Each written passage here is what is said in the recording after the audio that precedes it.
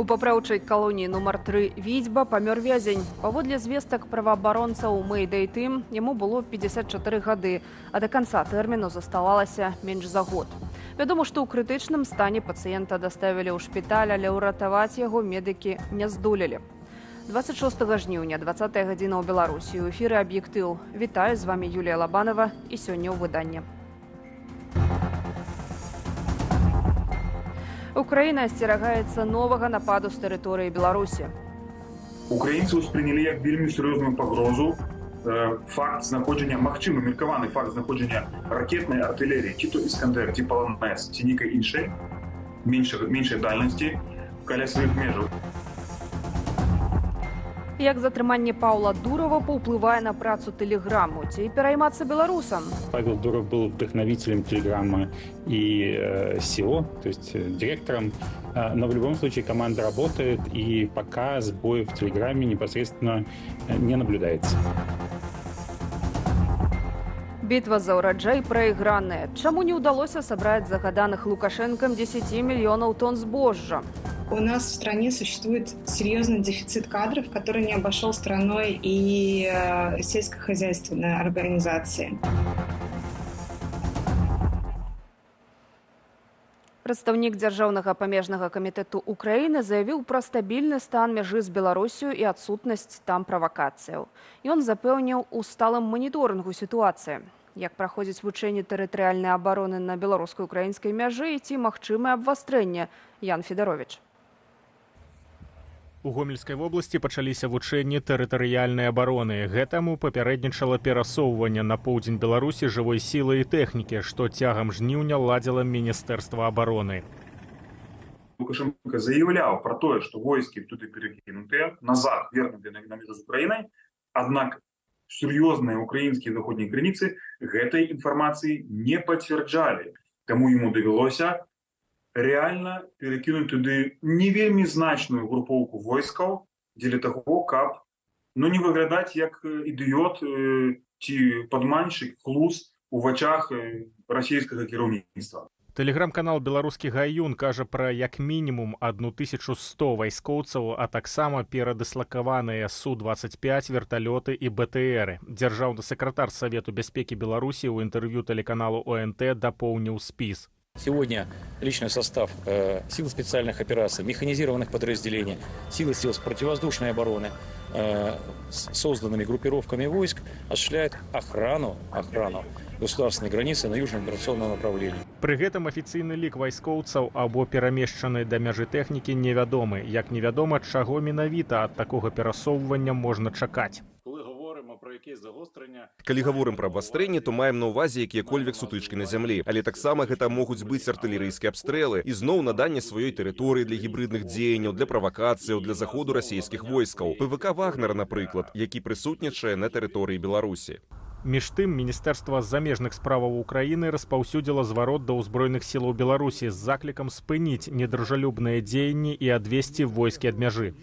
У выпадку парушэння дзяржаўнай мяжы Украіны з боку Беларусі наша дзяржава зробіць усе неабходныя захады ў парадку рэалізацыі гарантаванага статутам ААН права на самаабарону. Пры гэтым усе назапашванні войскаў, вайсковыя аб'екты і шляхі забеспячэння на тэрыторыі Беларусі будуць законнымі цэлямі для ЗСУ. Каментара ад афіцыйнага Менску на гэтую заяву няма. Тэлеграм-канал «Беларускі гаюн» зазначае, што, цытата, «эскалацыя абстаноўкі на мяжы пераследуе інфармацыйныя і палітычныя, але не ваенныя мэты». Украінцы ўспрынялі як вельмі сур'ёзную пагрозу факт знаходжання, магчымы меркаваны факт знаходжання ракетнай артылерыі, ці то «Іскандер», ці «Паланез», ці нейкай іншай, меншай дальнасці каля сваіх межаў. І гэта заява Міністэрства замежных спраў Украіны звязана перадусім з гэтай пагрозай ракетнага ўдару з тэрыторыі Беларусі. Як зазначыў падчас тэлемарафону спікер дзяржаўнай памежнай службы Украіны Андрэй Дэмчанка, на мяжы не назіраецца перасоўвання тэхнікі або асабовага складу. Тым не менш, беларускі кірунак ён назваў пагрозлівым. Ян Федарович, Белсат. Крыху больш за 2355 рублёў. Менавіта такую суму склаў намінальны заробак беларусаў сёлета за ліпень, паведаміў Нацыянальны статыстычны камітэт. Гэта на 15,5% больш у параўнанні з леташнім ліпенем. Калі ж параўноўваць з чэрвенем, паводле Белстату заробак вырас на 85 рублёў. Пасля сплаты падаткаў застанецца 2025 рублёў, і гэта рэкордны паказнік. Самы высокі сярэдні заробак у краіне зафіксаваны ў Менску – 3103 рублі бруднымі. Менш за ўсіх паказнікі на Магілёўшчыне. Там у сярэднім атрымліваюць крыху больш за 1980 рублёў. Самыя высокія заробкі сярод відаў эканамічнай дзейнасці ў работнікаў у сферы інфармацыі і сувязі – амаль 5340 рублёў. Абраная прэзідэнтка Беларусі Святлана Ціханаўская ўзяла ўдзел у імпрэзе пад назваю «Кампус Польска» у Ольштыне. Тут штогод удзельнікі абмяркоўваюць найважнейшае грамадска-палітычнае пытанне. Кіраўніца аб'яднанага пераходнага кабінету апавяла пра сітуацыю ў Беларусі і важнасць міжнароднага падтрымання. У межах форуму Ціханаўская выступіла з прамовай і прыняла ўдзел у дыскусіях, прысвечаных дэмакратычным пераменам і правам чалавека. Лідарка адказала на пытанні ўдзельнікаў форуму, а таксама падзялілася меркаваннем адносна так званых выбараў 2025 года ў нашай краіне і будучыні беларусаў. На палях «Кампус Польска» Ціханаўская сустрэлася з міністрам у еўрапейскіх справах Польшчы Адамам Шлапкам, старшынём камітэту замежных справаў Сейму Паўлам Ковалем, з мэрам Варшавы Рафалам Тршасковскім і іншымі. Ціханаўская заклікала, каб Польшча не закрывала межу з Беларусю для пасажырскага руху.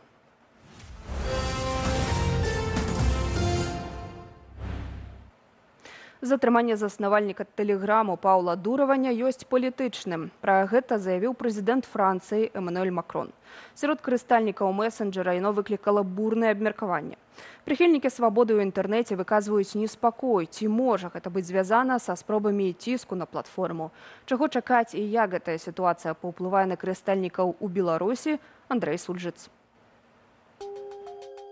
Заснавальніку тэлеграму Паўлу Дураву прадоўжылі тэрмін утрымання пад вартаю да 96 гадзінаў. Пасля яму альбо мусяць выставіць абвінавачванні, альбо вызваліць. Агенцтва Reuters са спасылкаю на французскую паліцыю паведамляе, што Дурава абвінавачваюць у адмове ад супрацы ў пытаннях фінансавых і кіберзлачынстваў у тэлеграме. Проблемы эти известны, и претензии к Дурову предъявлялись со стороны различных европейских властей и европейских институций неоднократно. Проблема заключается в том, что в Телеграме действительно очень мало удаляют. В Телеграме фактически отсутствует модерация. Телеграм не работает активно над тем, чтобы ликвидировать этот контент. Апошнім часам Дуров жыў у асноўным у Аб'яднаных Арабскіх Эміратах. Там же размешчаны і офіс кампаніі. Сами государственные чиновники немного удивлены таким визитом этого франко-русского олигарха, в принципе, бывшего в курсе, что в отношении него могут быть возбуждены уголовные дела, что он вообще приехал во Францию. Менавіта за адмову супрацоўнічаць з якімі-кольвек урадамі ці спецслужбамі ў справах мадэрацыі контенту і затрымалі Паўла Дурова, мяркуе эксперт. Ну, сейчас, как мне кажется, закулисно, без общественности, без прессы, идут консультации, идут переговоры между Дуровым и французской юстицией, возможно, французскими спецслужбами, где и решается, каким образом будет найден выход из этой ситуации. Телеграм займае 8-е месца ў рэйтынгу самых папулярных сацыяльных сетак з колькасцю карыстальнікаў 950 мільёнаў чалавек. Паводле порталу statistika.com у 2023 годзе найбольш разоў месенджер спампавалі ў Індыі, амаль 85 мільёнаў. На другім месцы Расія з 35 мільёнамі. Замыкае тройку США 30 мільёнаў. Далей ідуць Індонезія, Бразілія, В'етнам, Украіна, Казахстан, Францыя і Вялікая Брытанія. Звесткі наконт карыстальнікаў у Беларусі адсутнічаюць, але Тэлеграм быў важным інструментам камунікацыі беларусаў і крыніцай інфармацыі адрознай ад дзяржаўных медыяў. Ці можа стацца так, што без свайго генеральнага дырэктара Тэлеграм знікне? Павел Дуров был вдохновителем Телеграма и SEO, то есть директором. Но в любом случае команда работает, и пока сбоев в Телеграме непосредственно не наблюдается. Эксперт дадае, на сёння няма фактаў таго, што інфармацыя з месенджера надавалася спецслужбам. Пакуль жа ўся бяспека камунікацыі ў Тэлеграме будуецца на даверы. Самый простой способ не строить безопасность коммуникации на доверии – это использовать мессенджеры, которые используют шифрование сквозное. так называемое сквозное шифрование или от устройства до устройства, которое позволяет вне зависимости от желания владельца пользователя надежно обеспечивать безопасность коммуникации, такие как Signal, DeltaChat, Wire и любые другие. То есть их достаточно много. Затрымалі Паўла Дурава 24 жніўня ў Парыжы, куды той прыляцеў з Баку. Выказвалася меркаванне, што ў Азербайджане Дураў мог сустрэцца з Уладзімірам Пуціным. Гэтую інфармацыю зняпраўдзіў афіцыйны Крэмль. Андрэй Сульжыц, Белсат. Больш за 100 ракетаў і амаль столькі ж беспілотнікаў тыпу «Шахет». Украина пережила одну з самых маштабных расійскіх ракетных атак за ўвесь час поўнамаштабнай вайны. Загінулі мірныя жыхары, разбураныя жылыя дамы ды інфраструктура, ёсць перабоі з электразабеспячэннем па ўсёй краіне. Дроны заляталі на тэрыторыю Беларусі і Польшчы. Руслан Ігнатович працягне. Все, разматы катушку, адбываем, хлопцы, адбываем бегом з гаражів. Паветраная трывога па ўсёй тэрыторыі Украіны, а выбухі прагрымелі прынамсі ў 15 вобласцях. Путін сабе не здраджвае. Гэта хворая істота. Усім ужо даўно зразумела. Але гэтак жа зразумела, ён можа рабіць толькі тое, што свет дазваляе яму рабіць. Слабасць, недастатковасць у адказ рашэнняў сілкуе тэрор. І кожны лідар, кожны наш партнёр ведае, якія моцныя рашэнні патрэбныя, каб усю гэтую вайну спыніць і спыніць справядліва. Не можа быць ва ўкраіне абмежаванняў у дальнабойнасці, калі ў тэрарыстаў няма такіх абмежаванняў. Пацярпелыя рэгіёны спрабуюць справіцца з наступствамі атак. На інтэрактыўнай мапе нашых калегаў з Суспільнага відаць маштаб сённяшняй атакі. Гэта Луцк Валынскай вобласці. Адна асоба загінула ў выніку удару дрона ў шматкватэрны дом. Мяне ударила выбухную хвалю по галаве, рэчы перавярнуліся. Дзякуй Богу, з намі ўсё ў парадку, а вось у суседзяў праз сцяну, што з другога боку поўная бязладзіца ў кватэры. У Палтаўскай вобласці ракета ударыла ў прамысловы аб'ект. 5 асобаў атрымалі раненні. У Запарожскай і Днепрапетроўскай вобласцях атакі прывялі да гібелі яшчэ 2 чалавек. Мясцовыя ўлады спрабуюць справіцца з наступствамі і надаць дапамогу пацярпелым. Я ўсё чула, была ў сябе ў дома і перабірала бульбу. Яно як гакнула. Я так спалохалася. Такога ў нас яшчэ не было, колькі ідзе вайна. Такіх выбухаў, як сёння, у нас яшчэ не было. І мы з мужам пабеглі ў пограб за ўсю вайну першы раз. А потым, калі мы вылезлі, ўжо перасталі страляць. Мы былі ў горадзе, але нам патэлефанаваў ахоўнік і сказаў, што наша лецішча разбамбілі. Таму мы прыехалі, а мама зараз будзе пісаць заяву. І мы глядзім наступствы. У 1998 годзе бацькі атрымалі гэтае лецішча, пабудавалі яго, і ў верасні было б 26 гадоў. Я зычу расейцам таго ж, каб яны ўсё гэта зведалі на сабе. І, магчыма, тады нешта ў іхнай свядомасці зменіцца, але я не ўпэўнены. Дасталася і Кіеўскай вобласці. Акупанты нанеслі ўдар па дамбе Кіеўскай ГЭС. На шчасце, паўтарэння трагедыі, як у Новай Кахоўцы, не адбылося, але ў сталіцы ўкраіны адразу некалькі раёнаў засталіся без святла. На правым беразе Дняпра фіксуюцца перабоі з водазабеспячэннем. У горадзе разгортваюць пункты нязломнасці, дзе жыхары могуць сагрэцца і атрымаць дапамогу. Падчас паветранай трывогі жыхары Кіева масава хаваліся ў метро. Паводле украінскага тэлеграм-каналу «Радар», падчас атакі на Украіну зноў 3 дроны камікадзе тыпу «Шахет» заляталі ў паветраную прастору Беларусі. У сваю чаргу маніторынгавая група «Беларускі гаюн» піша, што каля 9 раніцы на поўдзень Беларусі выляталі верталёт і знішчальнік. Таксама падчас масаванай атакі на украінскую тэрыторыю невядомы аб'ект парушыў паветраную прастору Польшчы. Мы назіралі гэты аб'ект. Аператыўны камандзір ужо быў у рэжыме чакання, каб дазволіць збіццё. Тым не менш бракавала аднаго фактара, а менавіта візуальнай ідэнтыфікацыі гэтага аб'екта, якая мусіць быць выкананая ў такіх выпадках. Паводле закону ў мірны час мусіць быць ідэнтыфікацыя і візуальнае пацвярджэнне. Ці гэта не нейкі цывільны аб'ект, каб не было памылкі і збіцця цывільнага аб'екта. А 7 гадзіне 16 хвілінаў мы страцілі радыёлакацыйны сігнал гэтага аб'екта, і камандуючы аперацыямі пастанавіў пачаць як наземныя, гэтак і верталётныя пошукі.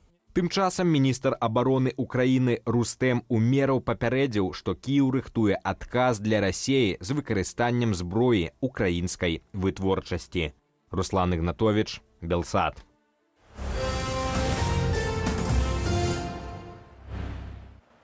Сотні дзеячаў культуры з розных краін падпісалі зварот да апеляцыйнага суда Сербіі і міністра юстыцыі гэтай краіны з просьбаю не дапусціць экстрадыцыю Беларусь рэжысёра Андрэя Гнёта. Суд у гэтай справе над нашым суайчыннікам адбудзецца ўжо заўтра. Сам Гнёт называе будучае паседжанне, цытата, сваім апошнім шансам быць пачутым. Андрэя Гнёта затрымалі ў Сербіі летась на запыт лукашэнкаўскіх сілавікоў да Інтэрполу. У Беларусі яго вінавацяць у нявыплаце падаткаў, аднак абарона Андрэя упэўненая. Крымінальная справа супраць яго палітычна матываваная. Гнёт правёў 7 месяцаў у сербскай турме, пасля чаго яго перавялі пад хатні арышт. Месяц таму Інтэрпол выкрэсліў Андрэя са свайго спісу, прызнаўшы, што запыт на ягоны вышук сапраўды мае палітычны падтэкст. Аднак Вярхоўны суд у Белградзе ўсё роўна пастанавіў выдаць Гнёта ўладам Беларусі, спасылаючыся на двухбаковыя пагадненні. Акцыі падтрымання Гнёта прайшлі напярэдадні ў розных еўрапейскіх гарадах. Запланаваных 10 мільёнаў намалацілі менш за 8. Гэта пры тым, што ў так званы каравай улады даўно запісваюць нават рапс, а на дапамогу аграрыям адпраўляюць беспрацоўных і вайскоўцаў. Што дзесяцігоддзямі перашкаджае Беларусі перамагчы ў бітве за ўраджай, апавядзём у наступным матэрыяле. На жоўтым пакрывалі ячменя. Беларусы, хорошая вам уборачна! Ні песні, ні бадзёры настроі, ні святары не дапамаглі. Паводле Міністэрства сельскай гаспадаркі і харчавання ураджай не дацягнуў да 8 мільёнаў тонн. Прытым уласна зерневых сабралі яшчэ менш. У статыстыку традыцыйна залучылі 1 мільён тонн рапсу. Меряецца ўражайнасць по бункерным весу. Это значит, там и вільготнасць зерня, яшчэ і плюс смецце. Ну і это прыкладна яшчэ 15% трэба адмінусаваць. А яшчэ ўвесну чыноўнікі аптымістычна планавалі 10 мільёнаў тонн. Гэтага ж у ліпені патрабаваў і Лукашенко. 10 миллионов – это неплохо, но это нижний предел. Все, что сверх 10 – это хорошо. 11 – очень хорошо. Сейчас очень важно для правительства, чтобы сельское хозяйство было в плюсе, потому что это в моменте дает достаточно процентных пунктов к росту ВВП на сегодняшний день. Жніво яшчэ працягваецца, але неапрацаванымі засталіся менш за 3% палёў, то бок запаветнай лічбы дакладна не выйдзе. Лукашенко когда-то учился в сельхозакадемии, и в 70-х годах в учебниках было написано, что продовольственная безопасность страны будет обеспечена тогда, когда будет 1000 тонн зерна на одного человека. Не дапамагла і абвешчаная бітва за ўраджай, на якую адправілі вайскоўцаў. Мінабароны выправіла 60 асобаў асабовага складу і 35 адзінак тэхнікі. В стране существует серьезный дефицит кадров, который не обошел страной и сельскохозяйственные организации. Там не хватает людей, и на сборы урожая, чтобы не пропустить этот момент, отправлены фактически все силы. У той жа час Літва, дзе пасяўныя плошчы амаль удвая меньше, чым у Беларусі, збожжа збірае столькі ж, колькі і нашая краіна. Больш за тое, суседка ўваходзіць у топ-20 краінаў найбуйнейшых экспарцёраў збожжа. Прыватная форма ўласнасці, таму што, наколькі ведаю, хіба 70% плошчаў пасяўных у Літве належыць фермерам, а ў Беларусі 90% належыць дзяржаве. Ну і таму атрымоўваецца такі вынік. Нават ураджайнасць большая у Латвіі, якая мае яшчэ горшыя ўмовы, чым Літва і Беларусь. Гэтым разам не атрымаецца нават ускласці віну на надвор'е. Яно, паводле агранома з Дмітра Лупача, было вельмі спрыяльным. Тады што ж перашкодзіла? Самая большая проблема Беларуси – это государственная форма собственности. Никогда ни в мире я не встречал предприятий, государственных предприятий, которые были бы эффективнее, чем частные. Тым не менш, шанец дасягнуць 10 мільёнаў тонн яшчэ застаецца, калі да ўраджаю зерня дададуць кукурузу. Акурат цяпер у Беларусі пачынаюць збіраць гэтую культуру. Антон Бяздольны, Белсат. Галоўнага трэнера футбольнага клубу «Батэ» адправілі ў адстаўку. Пра гэта паведаміла спартовае выданне «Прэсбол». Афіцыйнага пацверджання звальнення настаўніка ад прадстаўнікоў каманды пакуль няма. У матчы 19-го турніру першынства краіны ў эліце барысаўцы ў хатнім двубоі саступілі геаграфічным суседзям жодзінскаму «Торпеда Белазу» з лікам 1-2. Пасля гэтай паразы БТ мае ў сваім актыве 20 балаў і апусціўся на 11-й радок турнірнай табліцы чэмпіянату. Адставанне ад лідара гарадзянскага Нёману складае ўжо 20 пунктаў, і гэта антырэкорд для барысаўскага клубу. Крывушенко вярнуўся ў БТ сёлета ў студзені. Раней ён узначальваў жоўта-блакітных з 2005 да 2007 года. І заканчиваем пазітыўнай навіною. Інтэрнэт-старонка Белсату аднавіла сваю працу пад старым адрасам belsat.eu. Там яшчэ больш актуальнай інфармацыі, навінаў і аналітыкі. Запрашаю наведаць. У аб'ектыве на гэтым усём далей у эфіры праграма «Белсат Зум» з Вітаўтам Сіўчыкам. Зычу прыемнага прагляду, да пабачэння.